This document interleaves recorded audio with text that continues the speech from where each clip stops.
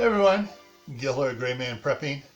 On today's episode of Your Prep for Today, I want to talk to you about games to keep you happy.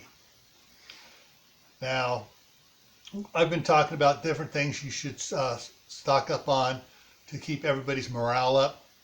Music, reading books, stuff like that. And games are one of those things that can really lift a person's spirit fairly quickly, especially fun games.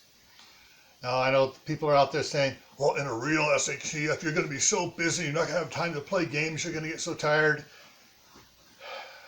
That's the reason for a certain saying. All work and no play makes Jack a very dull boy.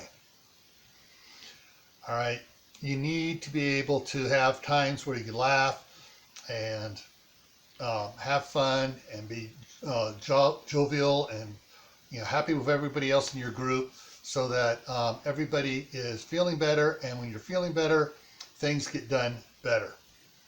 All right, so think about some games, card games, board games,